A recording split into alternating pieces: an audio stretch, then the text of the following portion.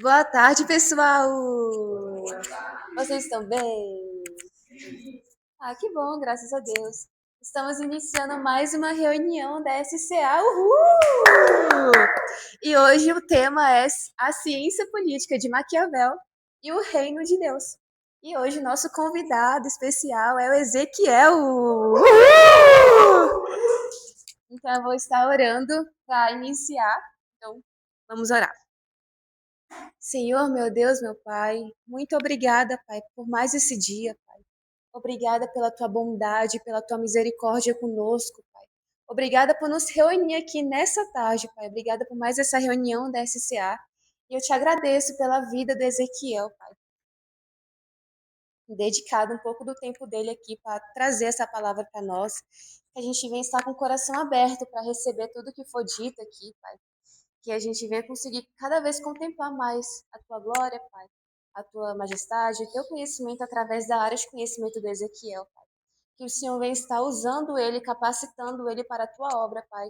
E qualquer nervosismo que possa aparecer aqui nessa tarde, que o Senhor venha estar tirando, Pai. É isso que eu te peço em nome de Jesus, Pai. Que o Senhor venha estar com teu filho, Pai. Que o Senhor venha estar usando ele. É isso que eu te peço em nome de Jesus. Amém. Então eu Amém. passo a palavra para você, Ezequiel. Uhul. Obrigado, Letícia. Bom, pessoal, como a proposta desse semestre, né? Falar como que Deus se revela, o que há de relação da nossa fé, o reino de Deus com as nossas profissões, né? Mas é para ser algo introdutório, né? Algo que tenha conteúdo, que tenha substância, mas que não seja tão tão, tão profundo, tão denso, até porque nem dá, né? Então, também esse aqui, eu acho que ele segue esse padrão para a gente começar a entender um pouco. Mas eu queria ouvir vocês um pouquinho só sobre o que vem à mente de vocês, o que a ciência política estuda. O que a ciência política Entre pessoas, mas nesse âmbito mais político. Até como é o título, é ciência política.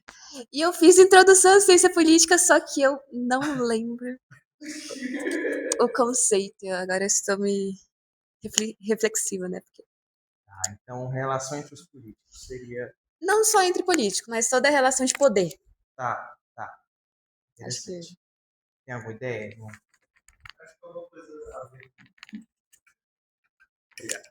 Alguma coisa a ver com organização, de reger um certo grupo de pessoas ou coisa parecida. Então, ele estuda a organização política de uma sociedade. Isso. Ana, você tem alguma ideia? Eu estou abusando porque são poucas pessoas, então... Assim como a Letícia, eu também estudei introdução, fiz um semestre sobre isso, só que eu não lembro muito bem. Eu lembro que tem a ver com o Estado. Eu aprendi muito essa parte do Estado com M maiúsculo, né? O que é o Estado, como é que ele funciona. Foi mais essa parte, assim, organização do Estado com E maiúsculo. Ótimo. Então, Gabriel, pode passar o slide. A gente vai começar a aprender um pouco a definição de ciência política. Vocês não estavam errados, mas só que as definições de vocês estavam separadas, né, formando uma coxa de retalhos que cai aqui na definição completa, a definição geral, comum que se dá, né? Então, a ciência política normalmente ela estuda a política como um todo, as relações de poder, que a Letícia falou, as instituições políticas de uma perspectiva científica. Então, até mesmo o Estado, ela estuda as ações, o comportamento político. Então, por que um político age dessa forma, né? Inclusive, tem uma tese famosa, bastante defendida na ciência política, inclusive atrelada ao neo-institucionalismo, de que o político ele trabalha para se reeleger.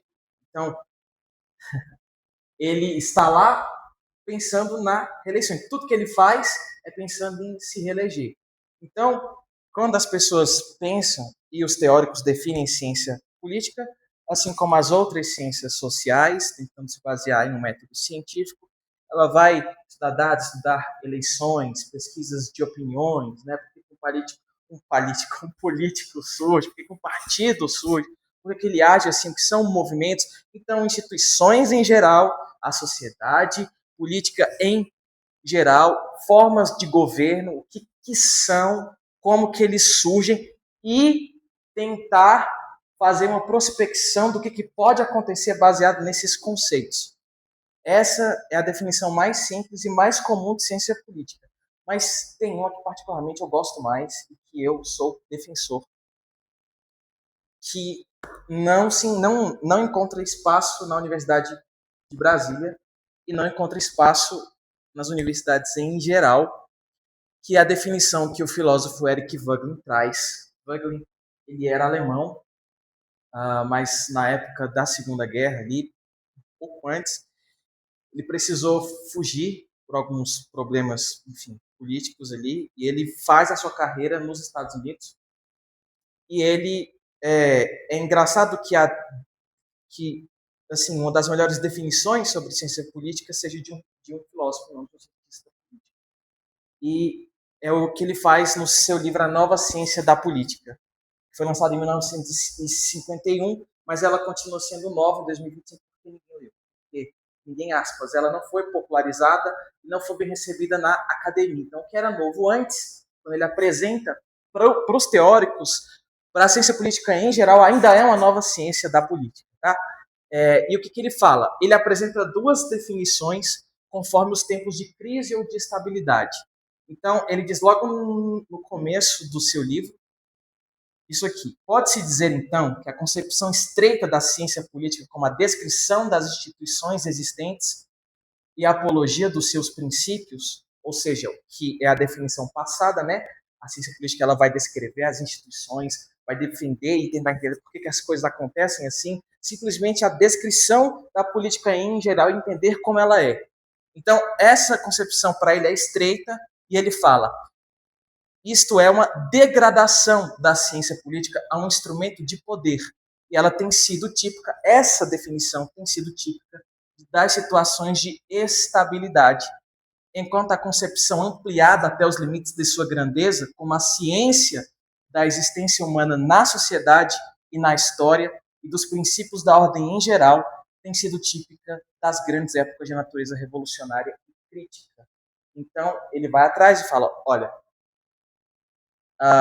nas situações de crise em que a sociedade vive, é que normalmente se costuma ampliar o conceito de ciência política ou de se pensar política, e ele usa dois exemplos de Platão, que viveu na decadência da democracia grega, e de Agostinho, que viveu já perto do fim do Império Romano, onde ele escreve a Cidade de Deus. E aí, o que ele quer dizer com isso, né? Ele fala de uma, que é típica das situações de estabilidade, alguma coisa mais simples, mais pueril, e a segunda com um limite de horizonte ampliado, que vê a ciência política não só como uma ciência que tenta entender como as instituições políticas funcionam, como funcionam as relações de poder, mas também entender a existência humana na sociedade como organização, tentar entender quais são os princípios que regem tais sociedades e qual seria a melhor sociedade, qual seria o melhor tipo de governo, quais seriam os princípios que podem ser encontrados e que devem reger esse governo, que devem reger a política. Quer dizer, é o encontro. O que Voegelin tenta fazer é trazer o transcendente que existe no ser humano, que existe no universo, para encontrar os problemas que a política encontra, que foi a divisão que Maquiavel fez e que hoje se faz. Então, muito se pensa em falar de política, mas como algo separado dos valores ou do que deveria ser. A política é assim mesmo, entendeu? As pessoas agem assim, as instituições são assim. Então, não há uma métrica totalmente definida com base em algo transcendental, religioso, moral ou divino. Né? Apenas uma mera descrição dos fatos, tentar como entender e prever. Pode passar. E aí, a gente vai... Deixa eu só ver aqui. Eu sou meio mal em seguir roteiros. Então, deixa eu ver se eu estou seguindo o roteiro que eu fiz. Ah, tá. Ótimo. Bom, antes disso, para a gente já entrar em Maquiavel, né, a ciência política ela pode ser definida em 3 partes. Então, com relação à sociedade, ao poder que é praticado nela ou pela sua elite, e o conceito de representação. Então, a política, em geral, está dividida nessas três esferas, né? Sociedade, poder e representação. Representação é algo muito importante, muito debatido hoje, e a gente pode entendê-la em 3 sentidos. O primeiro sentido de representação é a representação da sociedade junto ao poder. Então, você tem as instituições, como o parlamento, o Ministério Público, os tribunais de justiça, eles representam a sociedade perante o Estado e perante o poder. Então, esse é o primeiro conceito de representação política. O segundo conceito de representação, ele está atrelado ao que Vogt chama de representação existencial, que embora não existam instituições representativas em alguma sociedade política, em algum Estado totalitário ou diferente da organização ocidental, por mais que essas instituições não existam, não existe um tribunal de justiça que possa representar as pessoas, que não exista um parlamento, enfim. Mas ainda assim o conceito de representação está lá, só que como existencial. Porque, de qualquer forma, as pessoas serão representadas pelo próprio Estado perante outros Estados na área das relações internacionais. Então, esse é o segundo conceito de representação. E o terceiro, que é muito importante, que sempre existiu, é o conceito de representação transcendente ou simbólico, que é a classe dirigente, os governantes, os políticos em geral, eles representam o divino e a sua esfera perante a sociedade. Então, o rei, o monarca, o reino, ele é representante de uma esfera divina ou do seu Deus ou de algum valor transcendente para a sociedade. Isso era a marca das sociedades antigas, né? A gente tem um exemplo claro de Faraó, que era tido como o Deus na Terra. Então, ele estava representando, eu acho que é o Deus Ra, eu não sei, não sei, mas Deus Sol, alguma coisa assim, mas isso também acontecia com as outras, né? Sociedades, a Síria, a Babilônica, a Persa, em que os reis, eles eram representantes divinos e eram reis legítimos, não necessariamente porque a sociedade pensou e escolheu assim, não necessariamente pelas circunstâncias, eles eram legítimos porque os deuses queriam, porque o seu reino representava o cosmos maior, regido por essas entidades divinas, né? E isso também aparece na Bíblia, quando o próprio rei, ele deveria ser a personificação da justiça, né? E representar Deus perante a sociedade, fazendo o que era justo, fazendo o que era bom. Só que e isso também ultrapassa a Idade Antiga. Isso ganha um novo sentido com a Igreja Católica, mas ainda havia esse sentido de representação transcendente na Idade Média. Só que as coisas foram passando, né? E com a secularização das sociedades modernas, houve uma deslocação desse transcendente para o imanente. Então, para algo aqui, né? Então é por isso que é comum, que foi comum, por exemplo, na ascensão de regimes totalitários, a deificação, por exemplo, de valores ou de entidades temporais, como o próprio Estado, né? A gente vê, por exemplo, algumas máximas de tudo para o Estado, nada fora do Estado. Se eu não me engano, isso é uma frase atribuída a Mussolini, né?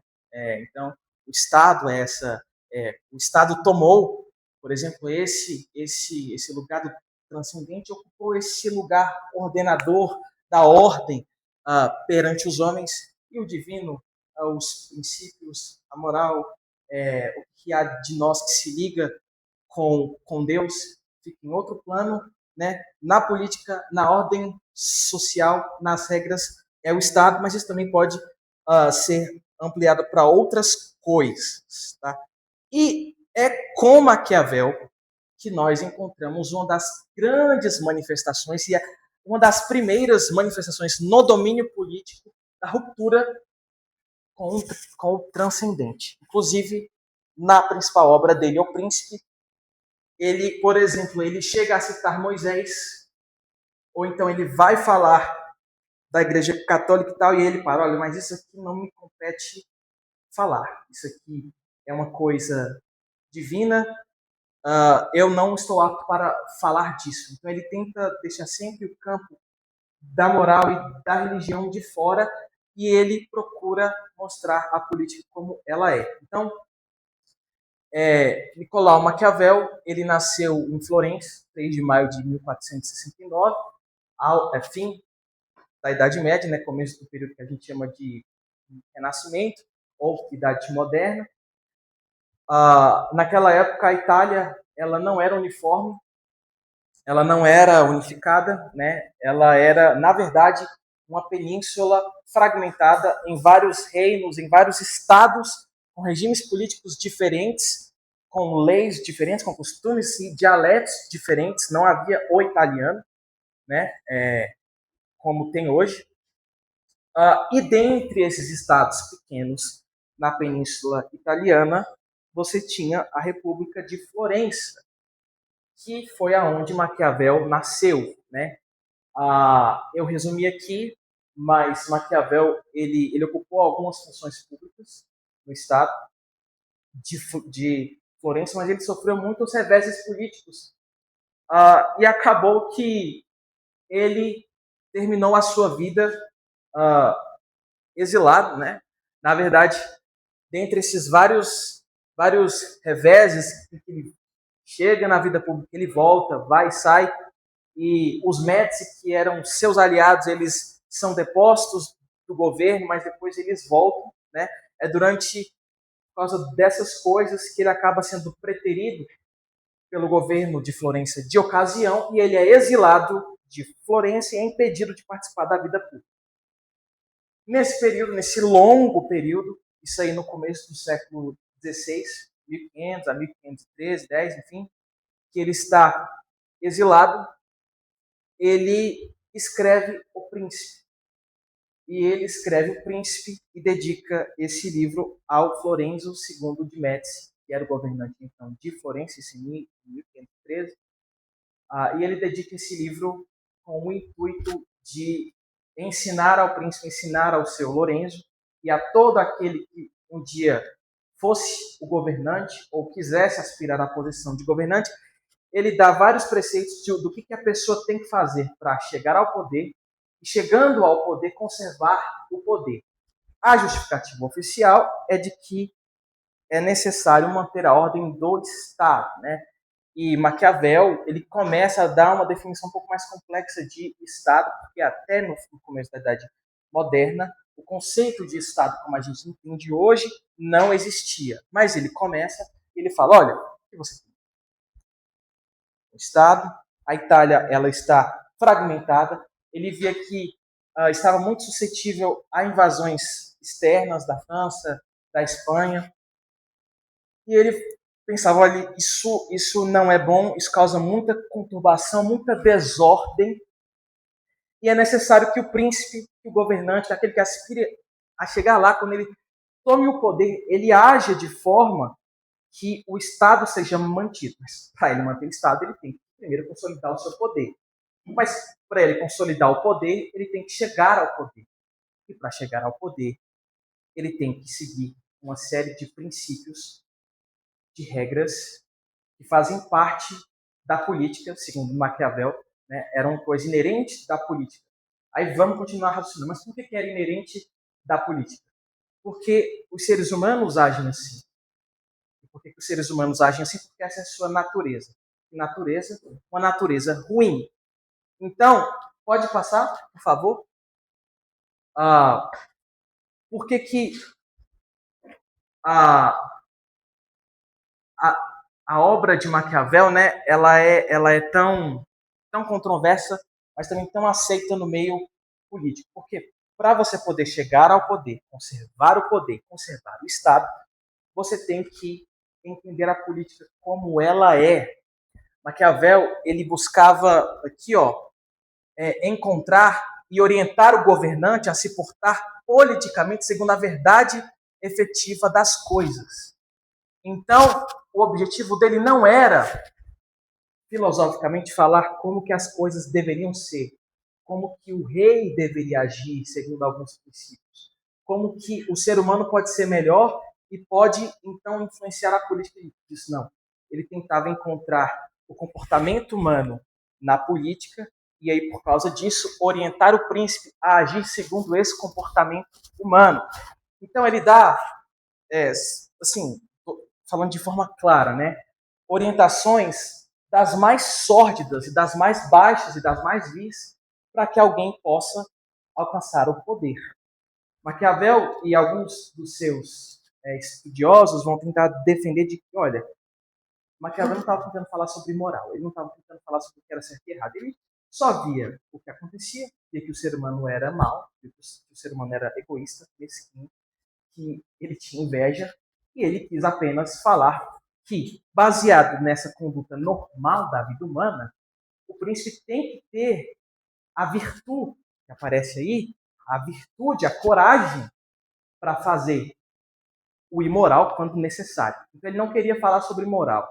Ele estava tentando sair do plano como as coisas devem ser e falar, olha, as coisas são assim. Então se você quer chegar ao poder, desculpe a expressão da palavra, você pode cortar, seja um canalha. Se você quer chegar ao poder, seja sórdido, seja vil, seja um trapaceiro, né?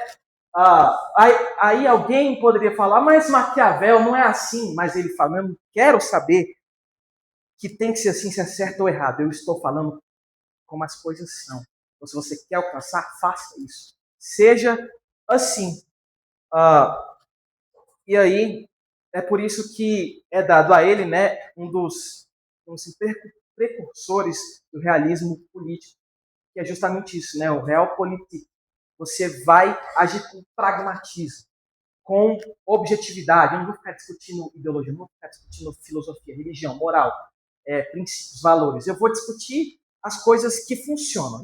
E o que funciona é isso aqui e acabou. Se eu tiver que violar alguma regra, se eu tiver que ser um pouco mais sólido, se eu tiver que ser um pouco mais vil, isso não importa. O que importa é o resultado, é chegar lá.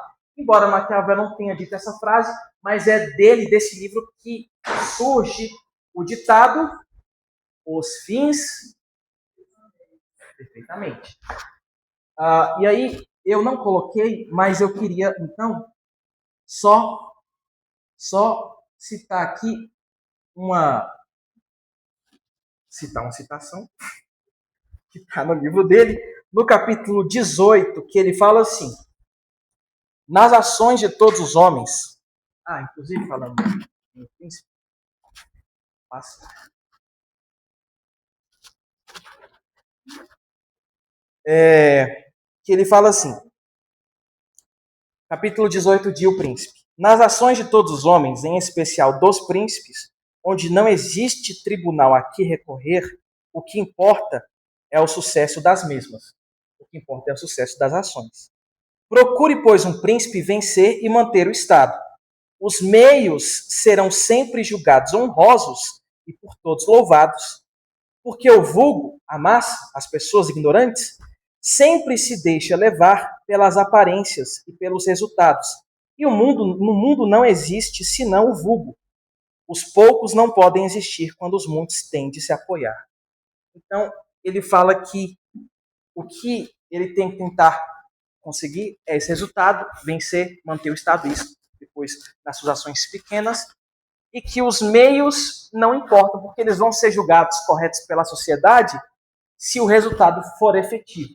Então, se o que o príncipe quer é ordem, se o que o príncipe quer é manter a paz, se o que ele quer é sucesso econômico, se o que ele quer é segurança social, se o que ele quer é que a segurança pública esteja bem, as pessoas vão considerá-lo muito bom, louvado, vão honrá-lo porque ele conseguiu, mesmo que os meios tenham sido bastante duvidosos. E eu consigo pensar em um exemplo hoje muito bom do Nayib Bukele. Alguém conhece? Nayib Bukele, presidente do El Salvador. Sério, que ninguém ouviu? Ah, já ouviu, né? Tava assustado. Pelo menos 3 aqui. Rapidamente, ele é de origem árabe, né? Inclusive, se eu não me engano, eu acho que ele é o único líder político nas Américas muçulmanas. Ele ganhou as eleições para presidente em El Salvador em 2019, num contexto em que, desde a década de 80, El Salvador estava tomado por gangues criminosos, por facções. Inclusive, na década passada, mais de 80% do território el-salvadorenho era dominado pelas gangues criminosas. Então, na verdade, o Estado paralelo era o Estado oficial, porque o que reinava eram as gangues. E aí, Nayib Bukele surge no contexto político el-salvadorenho, primeiro como prefeito de uma cidade muito pequenininha, que ninguém dava nada. Sua administração lá faz sucesso, ele consegue bem, aí ele se lança a candidato a presidente, mas dizendo ser fora da política, ser antipolítica, porque o povo estava cansado dos dois partidos, o FLMN e o Arena, né, tanto o partido de esquerda como o partido de direita ali, que não resolveram o problema da segurança pública. Se vocês verem depois algumas imagens na internet, algumas reportagens, né, hoje El Salvador tem um dos índices de criminalidade, de mortes, mais baixos, assim, do mundo. E, inclusive, tem dias lá em que você não encontra dados de uma morte por dia. Então, já aconteceu de não ter uma morte por dia, né? Não ter registro. E hoje lá ele é muito bem avaliado e as pessoas falam muito, muito bem dele, né? Por quê? Porque a situação em que as pessoas viviam ali era terrível. Então, ele deu um problema, ele conseguiu uma solução para a segurança pública. Quer dizer, ele chegou ao poder, manteve o poder e conseguiu a ordem. Mas a que custo? E aí tem muitas denúncias de jornalistas perseguidos, jornalistas presos, exilados. Ele chegou a fechar o parlamento. O parlamento lá hoje não tem tanta força. Pergunta-se também, né, sobre qual é o estado de liberdade de expressão. Mas você acha que as pessoas que já tiveram seus filhos mortos ou envolvidos em grandes criminosos lá vão ligar para essas questões se ele resolver o problema da segurança? Não. E é isso aqui que Maquiavel está falando. Os meios de Bukele podem ser bastante questionáveis e eu pessoalmente não concordo, mas ele alcançou alguma coisa. E as pessoas não vão se importar. Então os fins basicamente justificam os meios, e era isso que ele queria mostrar, né? Porque há duas formas da gente pensar o comportamento, inclusive, especialmente na ciência política e na filosofia política. A primeira é realizar uma análise sobre a natureza humana, observando suas qualidades e os seus defeitos. E, com base nesses defeitos, você propõe um parâmetro a ser alcançado, de forma que essas pessoas possam aprimorar suas qualidades e suprimindo esses defeitos. Então, a gente vê um comportamento ruim e pensa, não, você deve agir para alcançar esse aprimoramento. Você tem que ser melhor, né? Você põe ali alguma coisa, algum parâmetro para que ela mude a forma de viver e consiga melhorar. Essa é a primeira meio de pensar sobre o comportamento. Mas o segundo é analisar a natureza humana, constatar que ela, apesar de seus lados positivos, ela é ruim, má, vil, invejosa, e não ordenar parâmetro de aprimoramento nenhum, apenas descrever como as coisas são e dizer, viva assim porque as coisas são assim. Maquiavel escolheu a segunda opção, então ele viu que os seres humanos eram ruins, consequentemente o Estado estaria com alguns problemas, as pessoas seriam ruins, então ele prescreve que o príncipe haja dessa forma, sem estabelecer nenhum parâmetro transcendente ou moral. Então, para Maquiavel, né, passa aí, por favor. a política determina a moralidade e não o contrário. Essa é a ciência política de Maquiavel, e é essa ciência política que vai dominar o mundo moderno, que é essa ciência política, é essa política que predomina no Brasil. Eu tenho um professor de estudos legislativos que ele fala que se chegasse um governo islâmico no Brasil, o Gilberto Kassab iria se converter, iria dar o zakat, iria praticar toda a fé muçulmana e iria, inclusive, aí eu estou dizendo também, acrescentando citar o Al-Fatiha, que é a confissão de fé muçulmana. Gilberto Kassab, para quem não sabe, ele é o presidente do PSD hoje, Partido Social Democrata, alguém já ouviu falar, né? E ele, basicamente, ele joga do lado vencedor, não tem nenhum parâmetro, e ele vai para onde os ventos levam. Inclusive é um princípio maquiavélico, né? Se você não pode contra alguém, junte-se a ele, seja sempre do lado vencedor. E essa é basicamente a máxima da política brasileira, né? É por isso que, por exemplo, o chamado, aspas, centrão tem tanta proeminência aqui, porque eles são, como dizem os grandes analistas, meus amados colegas, eles são pragmáticos, eles são objetivos, eles não estão nem aí para como que as coisas deveriam ser, não estão, né, lendo a Bíblia para ver, será eu devo agir assim? Não, eles entendem como as coisas são, tem que agir assim, eles são pragmáticos. Inclusive, eu sugiro algo um pouco torturador para quem quiser, assista um programa inteiro de análise na CNN e vocês vão ver que eles mais falam de pragmatismo, coisas objetivas, e elogiam quem é pragmático e, de certa forma, desdenham de quem não é, né? Então, essa mentalidade está completamente penetrada na mentalidade política brasileira e de boa parte do mundo. Pode passar. Bom, e aí, os estudos que o Eric Wagner faz, e outras pessoas também fazem, como, por exemplo, o Peter Crift, eu não coloquei no slide, mas eu queria deixar o nome dele anotado aqui. Eu acho que...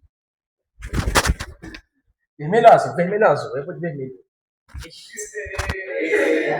Só para ser polêmico. Se você quiser, se quiser não criticar, tem que... Dá para ler aqui? Dá, né? Tá. É o Peter Crift. O livro dele é... Deixa eu escrever aqui. É porque eu... Dá para ler? Dá para ler. Sócrates encontra Maquiavel, do Peter Crift. Ele é um filósofo cristão e bastante entendido, dedicou boa parte da sua carreira para estudar Sócrates. E ele tem uma série de livros, Sócrates Encontra. A última da série é Sócrates Encontra Jesus Cristo. E só que dentre esses, né, Sócrates tenta, nessa série, Peter Crift faz um exercício de especulação em que no além Sócrates encontra alguns dos principais filósofos da Idade Moderna, dentre eles filósofos políticos, como Maquiavel, que é o primeiro da série, e Sócrates interroga esses personagens, certo? E aqui Sócrates ele encontra Maquiavel e interroga Maquiavel acerca da sua obra O Príncipe. E esse autor também mostra de uma forma muito agradável, assim, o livro é muito agradável de ler, você consegue ler corrido, assim, tem algumas partes muito engraçadas, mas ele consegue mostrar a essência do livro de Maquiavel através dos questionamentos que Sócrates faz a ele, né? E ele consegue encontrar, assim, para um contraste muito grande, que é o que a gente está vendo aqui, que Eric Wagner também apresentou, entre a ciência política de Platão e a ciência política de Maquiavel, né?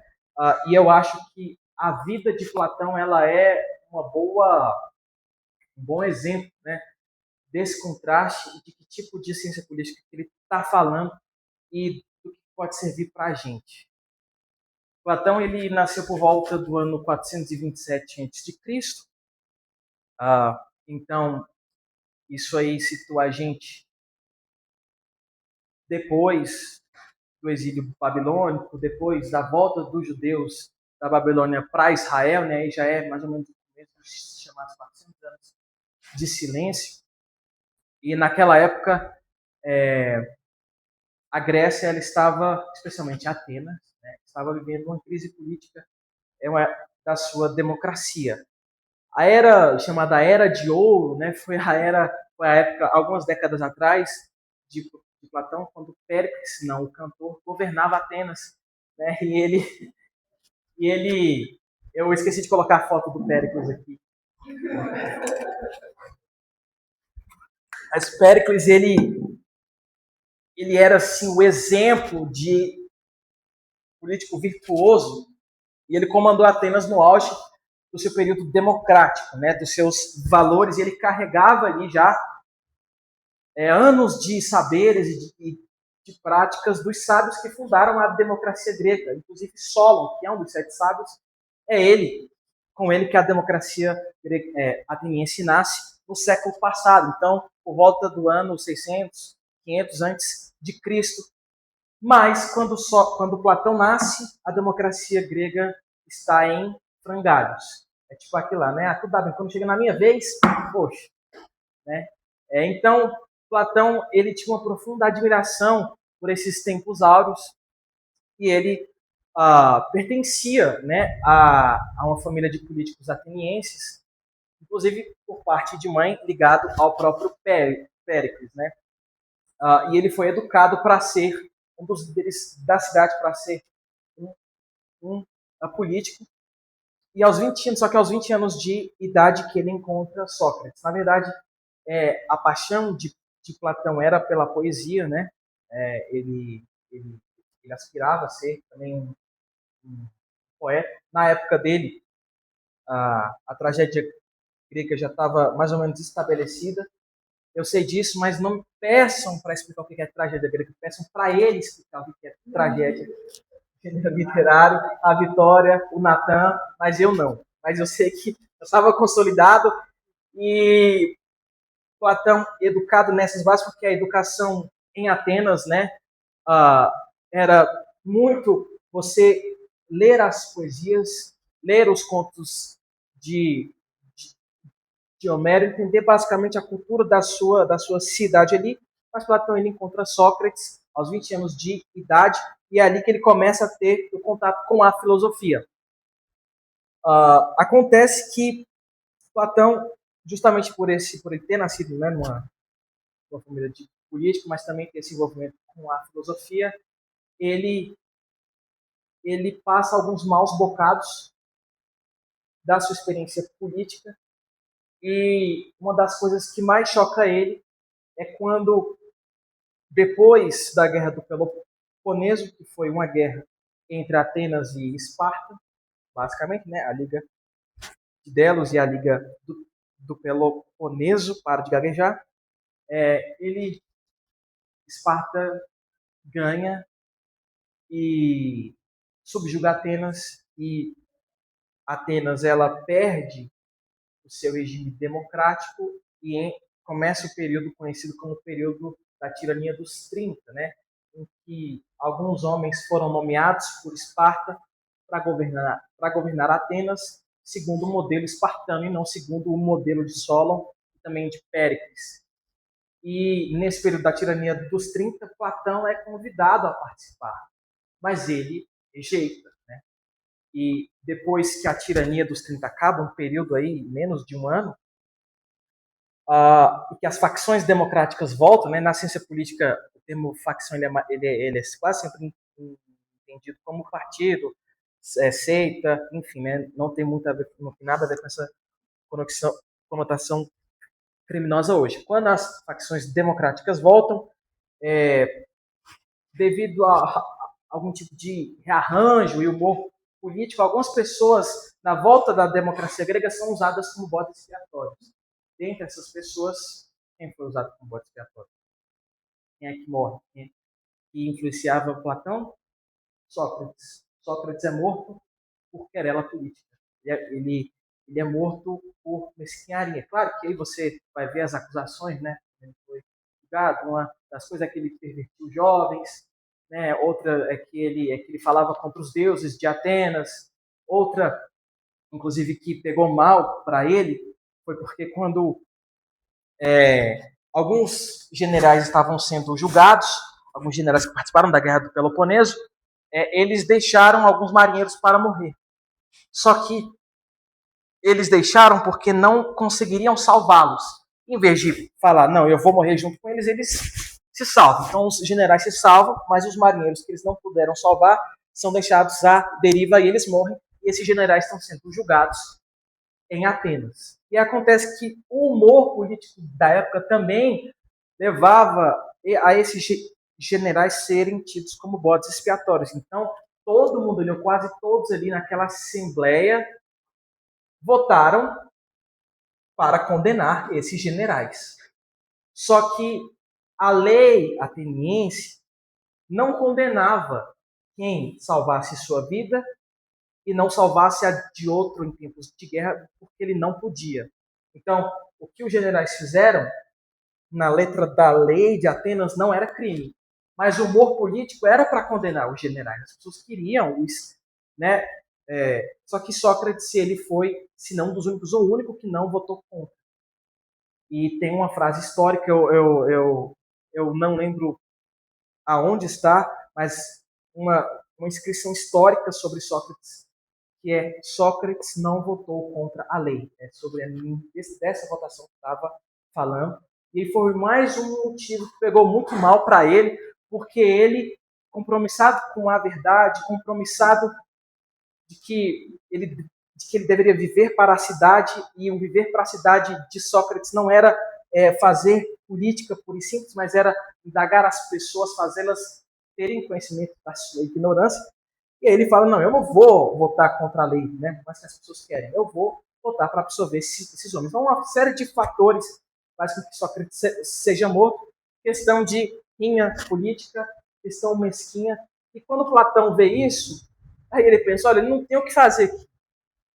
Como que eu vou atuar politicamente? Como que eu vou conseguir mudar a cidade, mudar a sociedade, se as pessoas estão deformadas, se as coisas estão ruins, se as almas das pessoas não estão prontas, o ser humano não está pronto.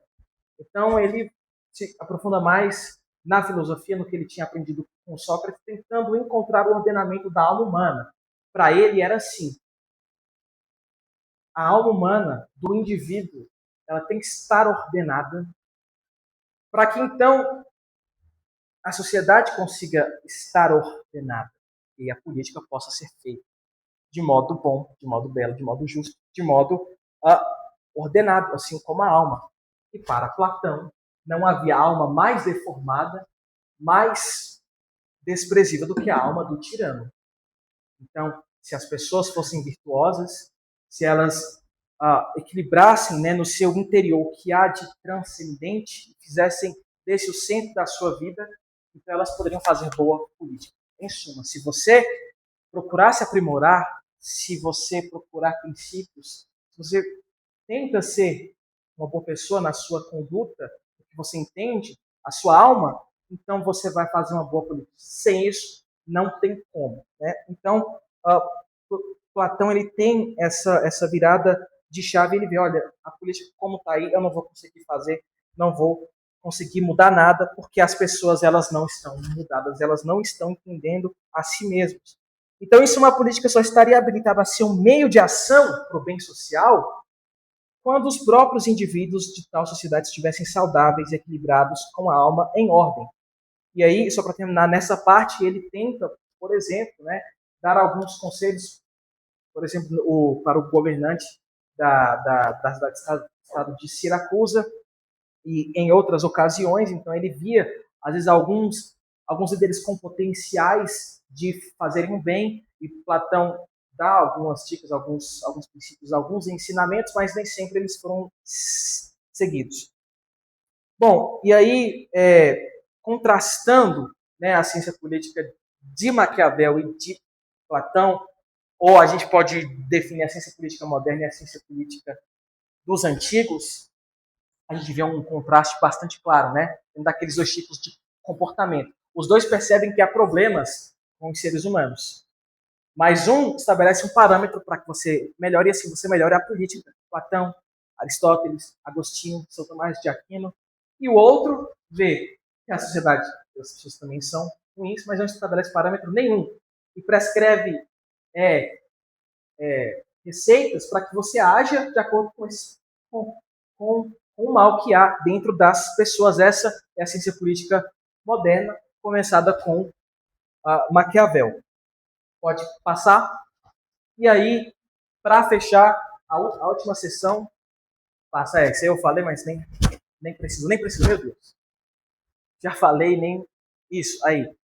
Né? E o que há no Príncipe, o que há em Maquiavel, ou o que há no que a filosofia antiga fala, né, de princípios e os relacionados com os princípios do reino de Deus. Porque a gente ouve falar que a política lá é ruim, tem que ter muito cuidado. 10 minutos com 10, mas isso aqui é mais rápido. Mas o que tem no Príncipe, que tem na ciência política de Maquiavel, a gente pode comparar com os princípios do reino de Deus.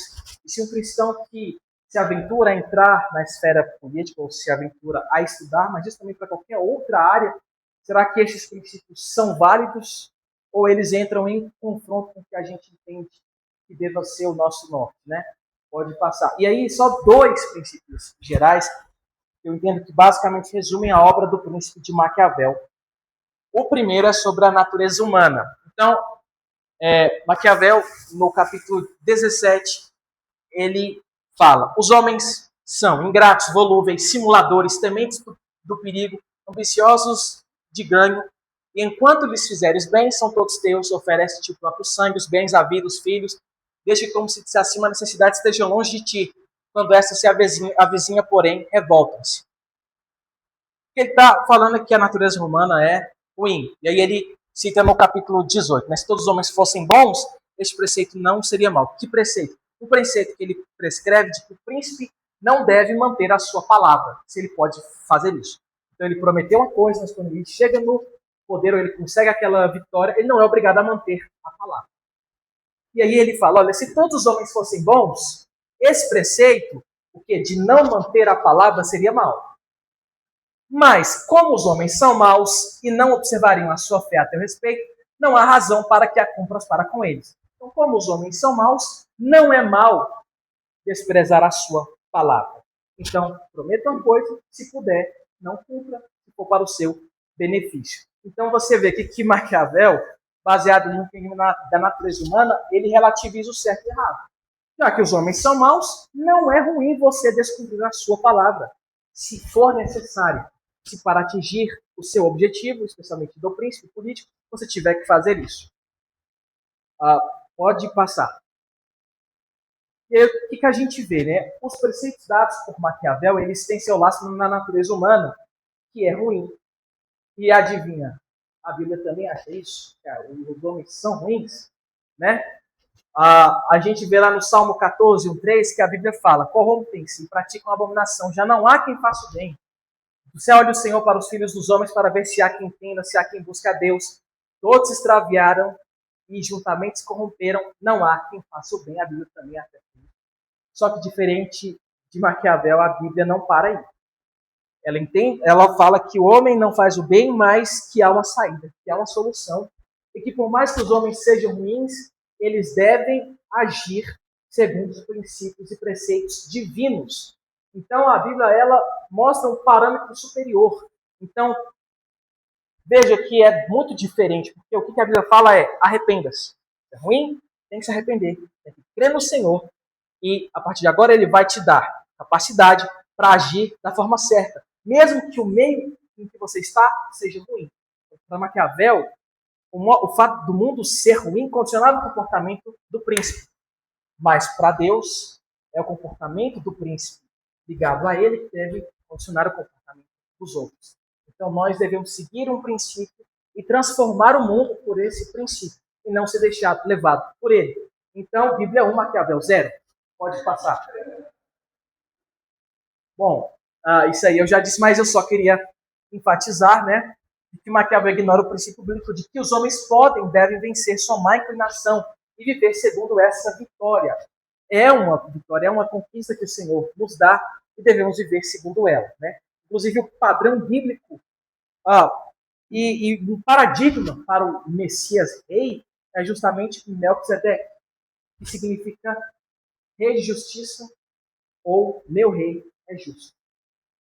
E é por isso, então, que, por exemplo, por causa do nome, da sua conduta paradigmática, né, um protótipo do Messias, que o autor aos Hebreus fala que ele é primeiramente rei de justiça e rei de paz, segundo o seu nome.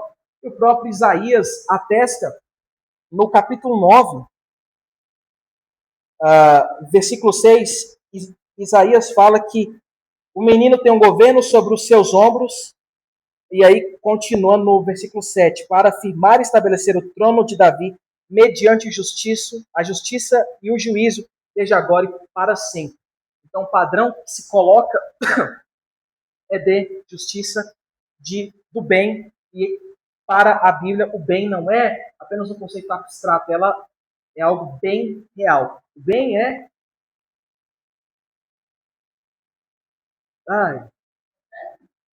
Isso, mas eu ia falar que o bem é amar o próximo, é fazer caridade, é não mentir, é não caluniar, é honrar o pai e a mãe.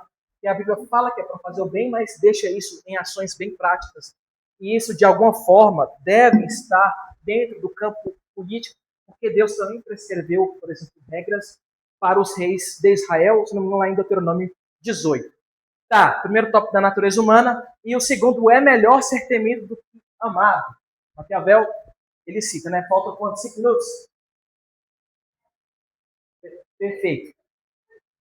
Mas está dando para acompanhar? Eu estou rápido, mas está dando para acompanhar, né? Tá bom. Bom, o Príncipe, capítulo 17. Nasce daí uma questão. Se é melhor ser amado do que temido? Ou o contrário? A resposta é de que seria necessário ser uma coisa e ser outra. Ser amado e ser temido. Mas como é difícil reuni-las, entendo que faltar uma das duas, é muito mais seguro ser temido do que ser amado.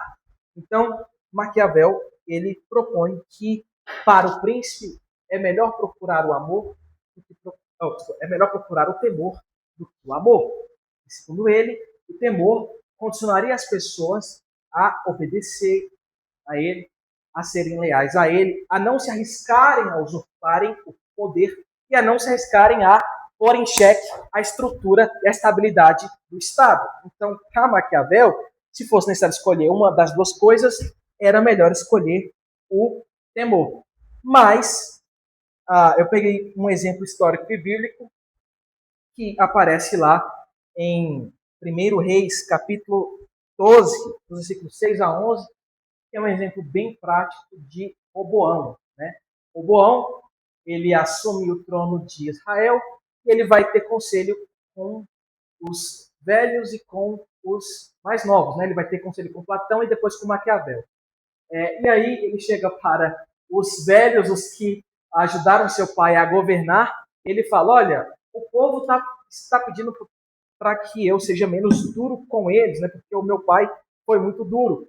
E aí o que os velhos falam? Olha, se você for gentil com esse povo, se você o servir, eles se tornarão seus servos.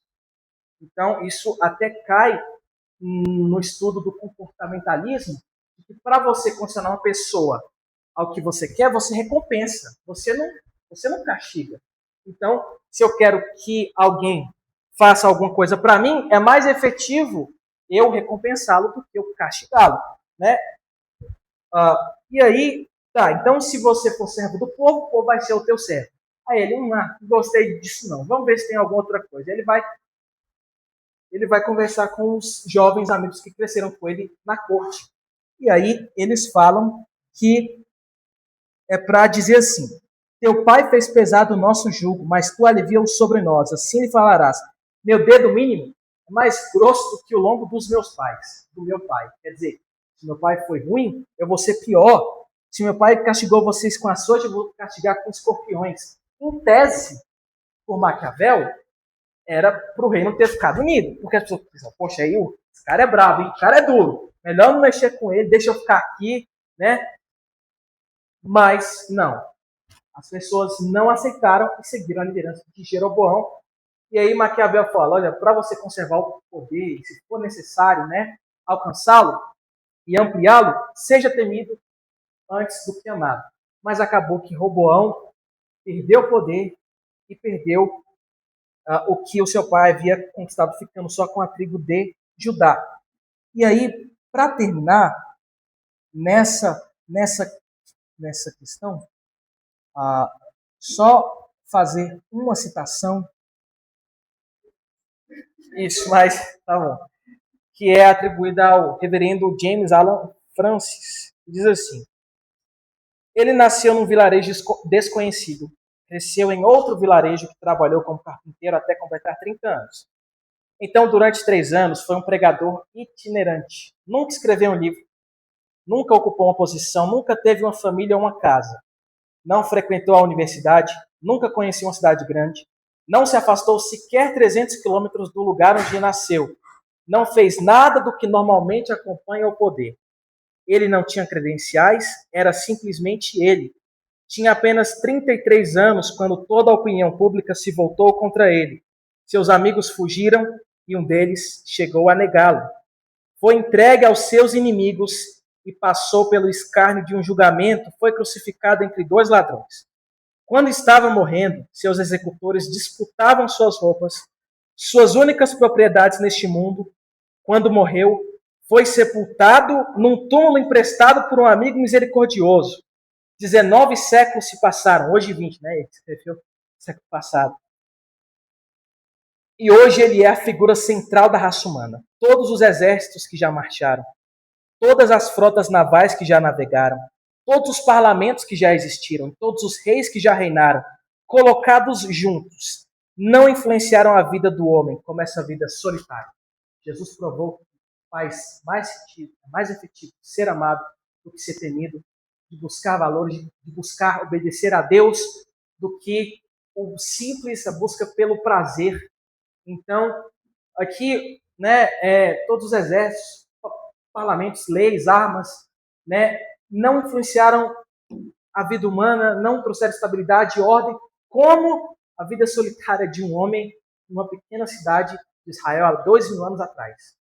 Então, por fim, o último slide, eu queria só concluir, segundo a Bíblia, para o padrão bíblico, segundo o que Deus quer, é que nós ajamos com justiça, com amor, buscando estar em sintonia com Ele em todas as áreas da vida, inclusive a política. Né? Não sei se eu vou ser um político ou se eu vou apenas estudar isso, e não é algo que seja fácil, né? Mas é que em todas as áreas você não pode perder de vista nunca que sempre dá para melhorar e que é um padrão a ser feito para que nós possamos transformar as coisas pelo poder de Deus. E que a política não é a causa ou o momento ou a principal área de transformação. Ela é a cereja do bolo. Antes, tem coisas mais importantes como a educação, como um entendimento, um profundo compromisso com o seu chamado e, acima de tudo, um profundo compromisso com Deus. Isso que vai guiar a nossa vida em todas as áreas. Então, Tzedek Tirdof, as palavras de Deuteronômio 16, que quer dizer? Pode passar? Justiça, justiça, tu perseguirás. Em qualquer área, né? Você vai perseguir. Justiça, justiça. Para ajudar a política? Sim. Na política também. Não vai dar certo. Lamento. Mas antes obedecer a Deus do que aos homens. Eu encerro. A Bíblia 2, Maquiavel 0, e eu encerro.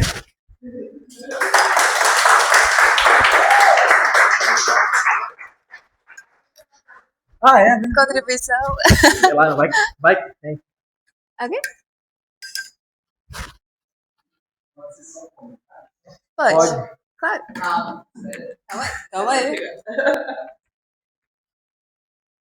Muito bom, Ezequiel. Já estou preparando, eu vou votar em você, não se preocupe.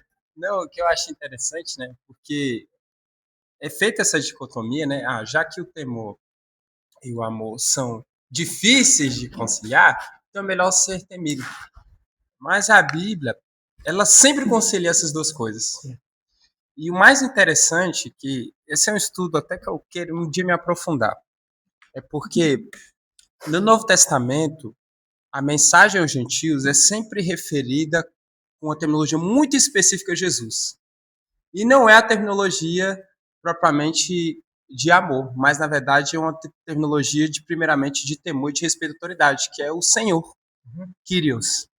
É interessante porque para os gentios, antes da percepção de Messias quanto Salvador, é dada a percepção de Jesus como autoridade a ser temida. Então é algo assim muito interessante. Mas a Bíblia ela concilia isso, como se Jesus fosse a perfeita autoridade, e também nós o reconhecemos como sua perfeita autoridade, em decorrência também do seu perfeito amor para conosco. Então é uma percepção completamente distinta da que Maquiavel traz aí. Enfim, muito, muito bom, irmão. Mais alguém? Olha o economista ali, ó. Eita! Só fazer um comentário também. No livro mesmo, né, o príncipe ele vai fazer duas citações em personagens bíblicos. Maquiavel ele vai citar, eu não sei, é 1400 e alguma coisa o livro, né? Ou é 1500? 1513. 1513, isso. Já tinha passado um tempo, já tinha a Bíblia, né? A Bíblia, e Maquiavel ele conhecia. Então, tipo assim, eu acho que ele fez citações tanto de Moisés e Davi, se eu não me engano, no livro mesmo, ele vai falar tipo como eles conseguiram alcançar o poder por virtude deles, não por sorte nem nada disso. Mas é engraçado porque Maquiavel ele conhecia, ele sabia das histórias, ele conhecia as palavras, ele sabia de algum momento ele deve ter lido, né, obviamente a Bíblia para escrever aquilo e tal. Então tipo assim, ele sabia que apesar da maldade humana, a Bíblia mostrava um caminho diferente, né? E acho que ele escolheu, não, não é assim, entendeu? Tipo, a vida é assim, as coisas são assim, desse jeito. Então, Ele no livro cita Moisés, mas e aí ele fala que ele alcançou o poder e conseguiu manter uma ordem, só que Maquiavel ele não explica por quê. Isso. Ele explica os outros, mas ele não explica. E nesse livro aqui do Sócrates Encontra, o autor faz uma especulação que Sócrates indagaria Maquiavel sobre como que Moisés alcançou o poder sem armas. E aí Maquiavel responderia, olha, eu não sei, Moisés é uma exceção.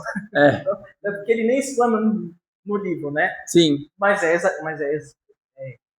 exatamente isso que ele despreza, e inclusive ele tinha uma ideia de que o papado seria destronado, né? De que iria surgir realmente uma outra ordem política na Itália. Inclusive ele dá algumas dicas também, partes do que ele prescreve no Príncipe é baseado na vida de Celso Borgia, alguma coisa assim, não vou lembrar, mas que era alguém em que ele via como um homem cruel, mas um homem capaz de assumir o lugar do Papa e conseguir essa proeminência, né? Mas esse cara era um incompetente, não deu certo, então um coitado falando para outro coitado sobre coisas para dar errado, e a vida própria de Maquiavel ela exemplifica isso. Ele sempre procurou fazer favores, ganhar algum emprego, alguma coisa. Inclusive ele faz o príncipe na tentativa disso, é por isso que ele dedica ao Florencio de Médici, mas ele sempre acabou se dando mal, né? Não dá pra você ser um canalha o tempo todo. Pois é. Mas só fazendo esse comentário. Perfeito. Coitado, ele sabia, mas né, não... Não legal. Estamos encerrados! Agradecemos, Ezequiel, por ter trazido essa palavra. Foi muito edificante, foi muito legal aprender mais sobre essa área de conhecimento, poder aprender mais sobre Maquiavel. É realmente um conhecimento que eu não tinha.